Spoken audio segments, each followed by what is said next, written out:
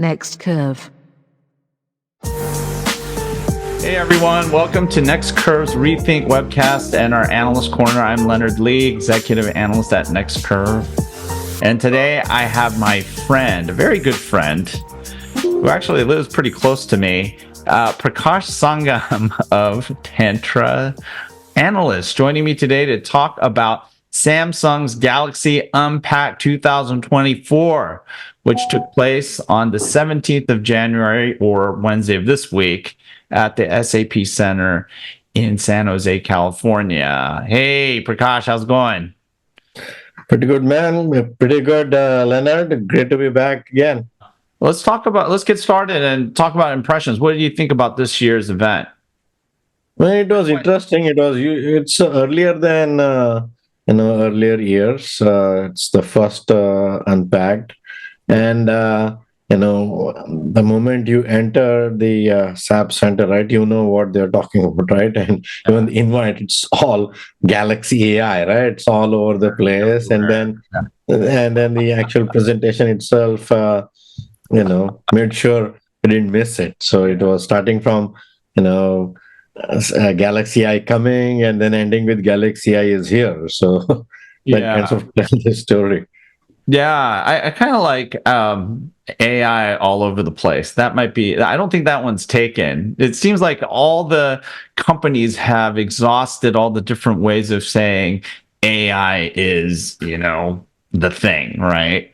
But yeah, I agree with you. But you could not miss the AI nature of Galaxy Unpacked 2024. It was really something that they were wanted to impress upon everybody. In fact, they started off with it, right? They hardly they alluded to the device, right? Mm-hmm. They didn't really focus on the device, which was so. I mean, I agree with you. So this was more of a Galaxy AI event than S24 launch event, in my view. S24 were basically mere vehicles of carrying, introducing Galaxy AI, right? Yeah. So it was just a headset and this really interesting ring, right? The Galaxy ring. That was the only other product, which was introduced kind of like for something else or one more thing. Correct. It was weird. It was a weird way of ending, I think, that event, right? Yeah. It's almost like, okay, a ring. And it was not for demonstration. They did not say anything about it. I read a couple of articles here and there, which probably they briefed or based on rumors and such. But it was just bang, introduced, and they ended it. So it was. And if I remember last year, they actually ended with a similar strange thing, right? They had Qualcomm, Google, with TM Rowe on the stage talking about XR related stuff without any products, just saying how they are collaborating and so on. I don't know anything happened after that. So, well, I think that's still in the works. So, right? Yeah, that's still in the works. But I was kind of hoping or expecting that might be the one more thing. But it wasn't. But it's. I suppose it's pretty early days, given that Qualcomm just recently announced, for CES, it was just a couple of weeks ago, the XR2 Plus XR2. So, and that's what will probably go into a generation, or this new generation, or new, new class or category of XR devices that will go up against Apple's Vision Pro, which actually they took pre-orders today. So but hey, all the spatial computing, right? So but let's dive into Galaxy AI for a moment. I mean, what were your takes there? So I think, the AI, Galaxy AI seemed to be kind of, as one of the rep explained, it is Galaxy AI experience to the users. Under the hood, it has collection of things from some of it Google, Samsung's own, some, and they're getting from Google, and probably in the future more coming from other third parties as well. So it's all clubbed under Galaxy AI umbrella. That doesn't mean all of it comes from Samsung itself. And also, they mentioned a little bit about a few times about on-device AI and such. But Samsung AI is not all on-device. It is a mishmash of cloud as well as on-device, depending on the features, depending on who is doing it, and so on. Right? Like this, and some of it is not Gen AI as well. A lot of the like Yeah. the live translation and other things are Gen AI, but that the circle to search, for example, I don't think that uses Gen AI. So it is a mix of lot of things. Some are heterogeneous, but they're saying it's the experience that consumers can get from the phone, Right. AI experience. That's what they're calling Galaxy AI. Yeah, my take was, and I had a bunch of chats, and I think you and I both attended a pre-briefing. I had a few questions answered by some technical spokesfolks. Yeah. But for the most, I think most of the portfolio of there's like 6 applications, right? 5 of them are capable of on-device standalone operations, right? So if we were to qualify them as on-device AI applications, yeah, they sort of are, and several of them, they piggyback off of local deployments of Google's Gemini models. So there's I think Gemini Pro and the Nano. There's like 2 of them. And they support different, different applications on I suppose a case by case or for certain purposes.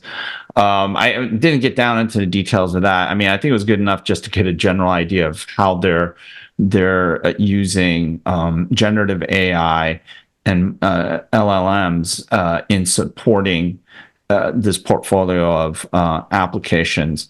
So yeah, they announced what, like live translate, interpreter, chat assist, note assist, and transcript assist. Did you get to play with any of these things, or were you just a techno nerd just asking a bunch of technical questions like me? Yeah, I played around a little bit. I played around with the camera features, which I think were cool. I mean, among all of them, I think those will be very relevant and more impactful.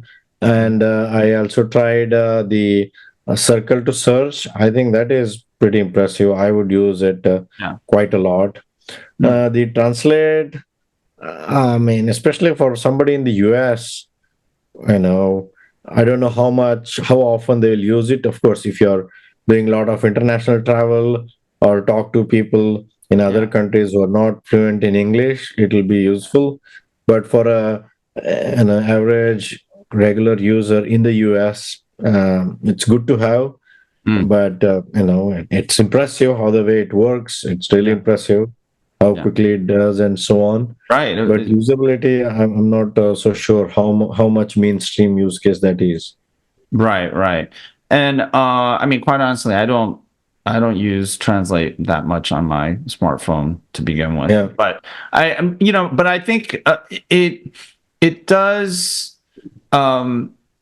showcase how Samsung has been kind of thoughtful about where could large language models and generative AI capabilities be applied in enhancing the user experience. I didn't think any of these things were, let's say, transformative or going to take your productivity to the next level and revolutionize work. But they were useful. They were good, thoughtful augmentations. You know what I'm saying? Correct. Yeah, I agree with you. I mean, they are Some of them are, improve what people already do, like this camera features. I think that they're impactful. Many things, I mean, they're good to have. So Yeah. there wasn't something that you can point to saying, hey, that is transformative, and people would want to buy anything for that. And also, I think in terms of Gen AI, it's still early, right? So they did talk about a lot of collaboration, app developers, and such. I think more interesting stuff will come if they open up Galaxy AI to third-party app developers, through SDK or API and such. Then I think a lot of innovations will come in, right? Like most of this stuff they talked about and demonstrated, it's all coming either from Samsung itself or from Google, Yeah. right? So Yeah. not third party applications. Yeah. So Well, that's that's an interesting area to look out for, how things could transform. but one of the things that's really notable about Galaxy AI is that these are Samsung native One UI services, right? Hmm. And they'll probably Hmm. transcend at some point the Galaxy S series smartphone and maybe even make it into car. I mean, they had Android Auto, so there's Yeah. your first scenario or use case in a device outside of the smartphone. But it is, I mean, you have to sign in, you have to have a Samsung account to be able to use these features, right? And they are like basically OS applications, similar to what you would see from Google, right? And so, in a way, Yeah. they kind of compete with some of the Google functions, though they leverage Google technology, right? Yeah. Like Gemini, that's Google's large language model. That's their generative AI model framework. I mean, so it is a little bit weird, right? They're using Google technology in a lot of instances to create their own bespoke service and Mm. generative AI or AI applications, and then also in the case of Circle to search, they're Mm. they're using a Google service that you need to have a connection that is not on device. Correct. That is purely cloud. And even the translation ones, I think it is a mix, right? Not Yeah, some 100% of hybrid that stuff. work on device. Yeah, some hybrid stuff. Yeah, it's hybrid. I mean, and then they talked about, you could turn off using cloud, on a per app basis or something like that. So Yeah, you which I turn thought off. was really So cool. then it's all on device. Then I don't know Yeah, how impactful those would be.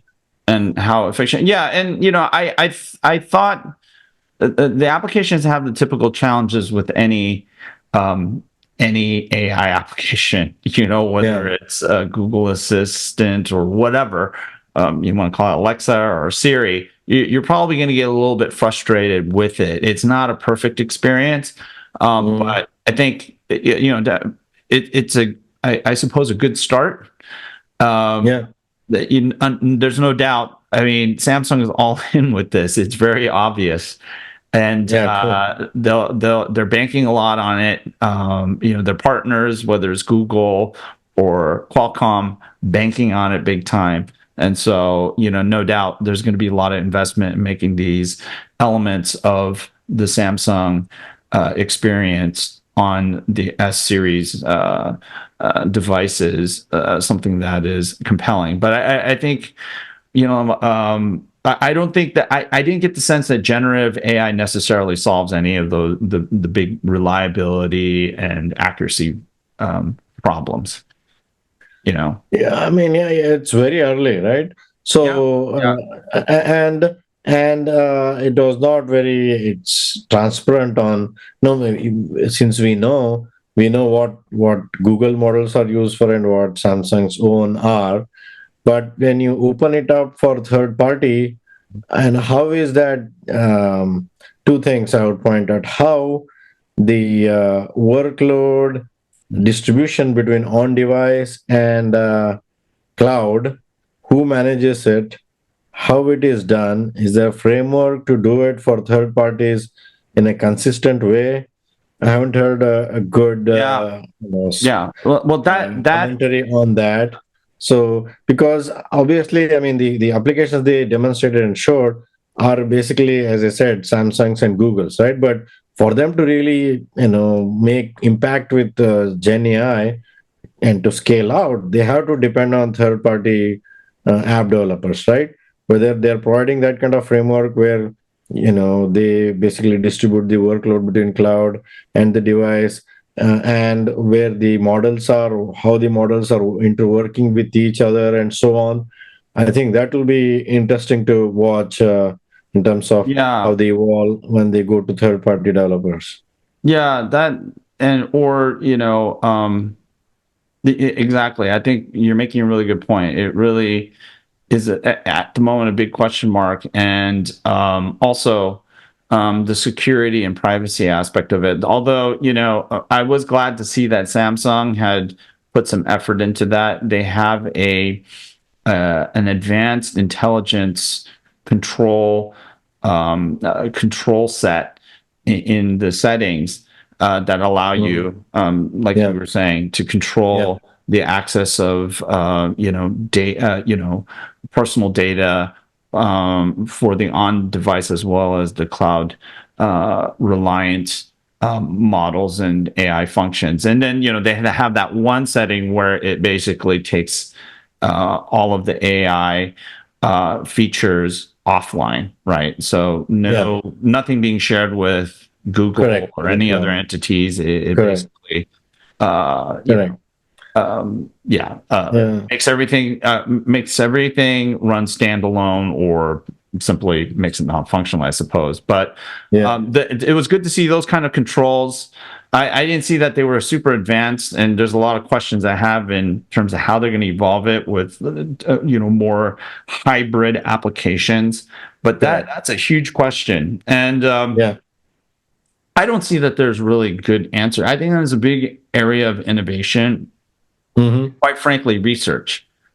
And also, I mean, They've really figured that out. I think there is a need for this kind of a universal framework on how you distribute workloads between because I don't think we'll have a case wherein everything happens on the device or everything happens on the cloud, right? It is going to be a hybrid world. How that hybrid world is going to evolve, or who will decide what goes on where, that framework I have not seen from anybody. And also, I mean, if you look at Yeah. Google or Meta and others, they have different versions of their latest model, right? Llama 2 and others. There is one that is suitable for the device, the other one for the data center kind of thing, and so on.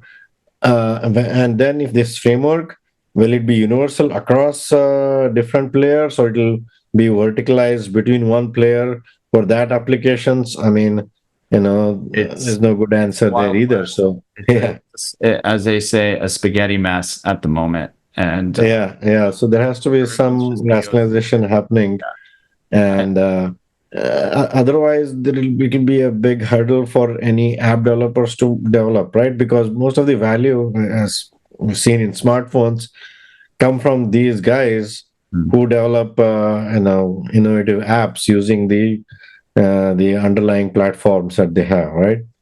Yeah, but for the moment, I think you're going to see local, sort of on-device, standalone kind of functions that rely on models that reside on device, and then stuff that's on the edge, and maybe some hybrid stuff. I mean, and we're talking specifically the generative AI models, right? Because Right. you're right in saying I asked the same question. What's the generative AI aspect of Circle to Search? And it uses a lot of old school classical stuff that we've already seen before. It's just they've surfaced. Correct. Yeah. It's a smart research, right? Yeah, Basically. it's cool. Although I'm really curious as to why you were testing it with Curry of all things, you know. Yeah, I mean, it's a good reason because Indian curry is so complex. So how easy it is identifying. I mean, he did a decent job. A lot of them look similar. Yeah, yeah, He did a decent job identifying what kind of curry it was yeah. when I did Okay. the search. All right, I'll give you a pass on that. I mean, Samsung is a Korean company, and I thought you would know something about kimchi, but I mean, I wouldn't know whether it is telling truth or they not all, because I don't know much about kimchi. So yeah, wouldn't have made for much of a test. But yeah, yeah, and so if you really think about it, generative AI didn't make this really grand entrance into this first generation of AI devices. But I think the experiment is on, right? This is just the first. yeah, I commend Samsung taking that bold step, though, right? I mean, they have done a few times, like with new form factors like larger screens with the stylus built in, the Note, and with foldables and so on. So they are the first big company to, kind of bet the farm on Gen AI in the phones, right, and go Right. big with it, not just a small incremental here. They basically are going big with it. So that I think is a Yeah. commendable job. And obviously it's very early for Gen AI. How this evolves, I think that's where a lot of interesting things might be. Yeah, and I think they also, with Galaxy AI, really leaned into their own brand. They talked about Mhm. themselves. Google is like literally the only company that they talked about outside of. Correct. Yeah. Yeah. Yeah. And Yeah. Qualcomm was there. It is, the APU that they were talking about is actually the Snapdragon 8 Gen 3 for Yeah. Galaxy, which is the Correct. Correct. semi-custom or And I mean, if you look historically, right? They last year they had Google on stage, and they talked about, probably that's the first time they talked about SoC that they're using in the phone, because they were going 100% with Qualcomm, and they had whatever optimized, they are branded as such, Snapdragon for Galaxy, right?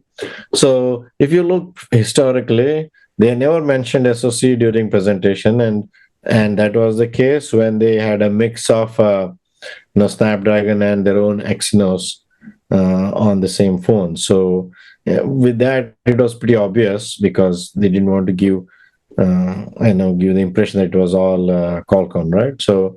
And if you really look, right, it is interesting how they are distributed, which is different than previous years like S22 and before. The decision between Snapdragon and Exynos was purely based on region, like yeah. US, China, and Japan. Most of the time had Qualcomm Snapdragon. Europe, Latin America, and others had Exynos. Mhm. But this time they have it a little bit different.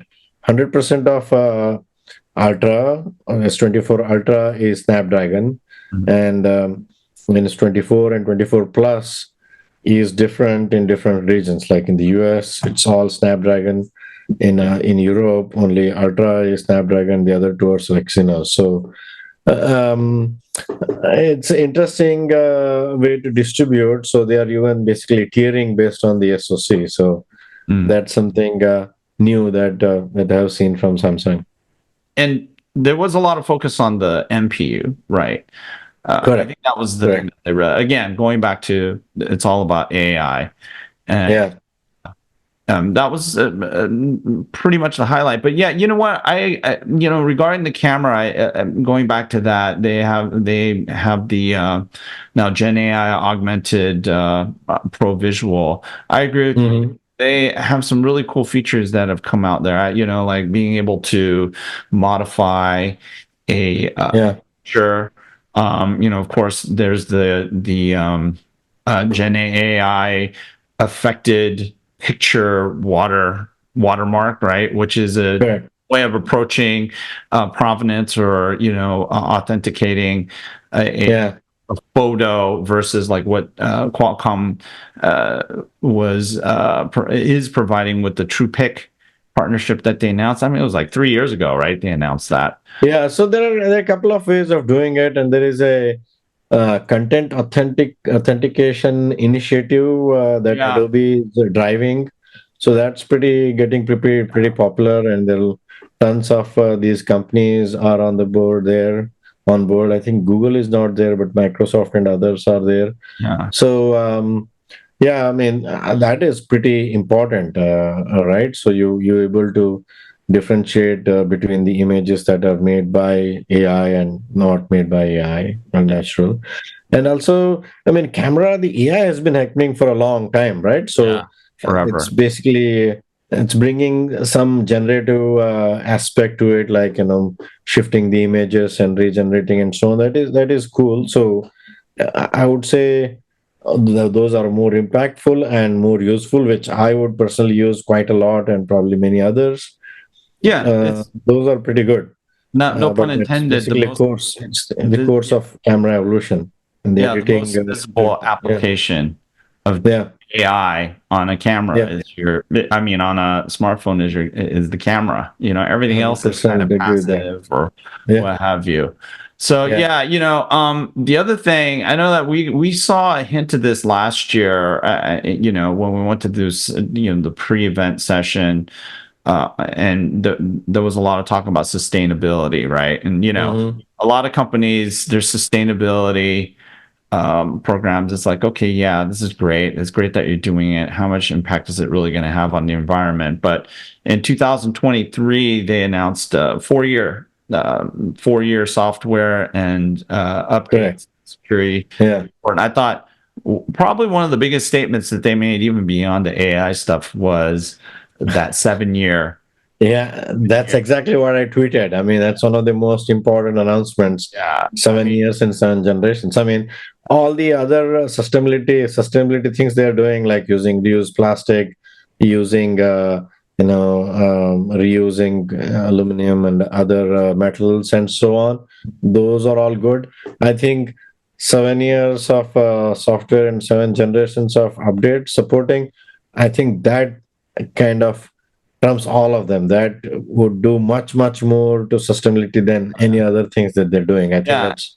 I and mean, it's I mean, yeah. Google with Pixel started it, so Samsung quickly followed it. So I'm sure it'll become a norm across the board for smartphones going Well, it on. makes So it a I bit think easier that's for Samsung to piggyback on that if yeah, Google's providing correct, support. correct. Yeah, But it's it's a harder pill for Samsung to swallow, right? Than yeah. I mean, doesn't necessarily. it's into your new phone business, right? Well, it has huge implications, right? But if they Yeah, play their cards right, they can do what Apple does, right? And then yeah, introduce a different dynamic into how you build out correct. your ecosystem. But And then tiering based on that, right? I mean, Apple effectively use it for tiering, but Google already has tiering, right, with their A series and different S series and Ultra and so on. So it'll be very hard Samsung, to do exactly same, but they can do a few things to make sure this commitment goes easy on them and affect them doesn't affect them too much in terms of new business. yeah. So that's going to be a really interesting thing to watch. But at a minimum, that announcement is going to inevitably have some significant implications on Correct. sustainability Correct. So contributions. I doubt anybody keeps seven in their phones for 7 years, but I think it is more about the peace of mind, right? And also in a Yeah, future proofing. When I'm buying something, I have peace of mind that for the life of the phone, I don't think anybody will keep a phone more than 7 years typically, right? So I don't have to worry about the securities and the updates being available on my phone, right? So I think that's a big relief, and you know, uh, sure. so that's something that you tick off saying, "Man, I don't have to worry about," right? So it's peace of Yeah. mind in my view. Well, people do hand down their phones, and a lot of them can have much longer life than they have right now. But I know that one of the things that Samsung is focused on, or as part of their sustainability program, is fostering the reuse or repurposing of Correct. Yeah, true. right. So Yeah. they have a good program together. It's just that I don't think they've announced anything that has this much potential impact that'll actually move the needle, right? It has implications and is definitely something that we should continue to watch and observe as Samsung executes on that strategy and that offering, but then also how the rest of the industry reacts, right? Because this is going to be this could be game changing in a way that could be quite impactful, influential in the industry. So, well, hey Prakash, thanks for joining me. I really always enjoy having you on my podcast or webcast here. And so, why don't you take a brief moment to tell our audience how they can get in touch with you, also engage with Tantra Analyst research. Absolutely. It's always fun to talk about all these things on camera as well as off camera with you, right? Which we do very often. So, as I mentioned before in the earlier shows as well, most of my content is on my website, tantraanalyst.com. I also have a podcast on which I had Leonard a few times. My podcast is Tantra's Mantra. A link for that is on the website as well. And I'm actually writing a blog covering most of this stuff we talked about today. That should be coming up pretty soon in the next couple of days. So that'll also be on the website as well. So, and there's a lot of discussion happening. So I'm always active on Twitter and LinkedIn. My Twitter handle is my tech musings and LinkedIn. So, many ways to express ourselves and many ways for people to reach us, right? Yep. Wonderful. So thanks for sharing that. And everyone, thanks for tuning in. Please subscribe to the Next Curve YouTube channel. It's the easiest thing to get access to Next Curve media content as well as research. Just go to www.next-curve.com for a constant diet of tech and industry insights that matter. And until next time, take care. Once again, Prakash, thanks for joining me. Bye.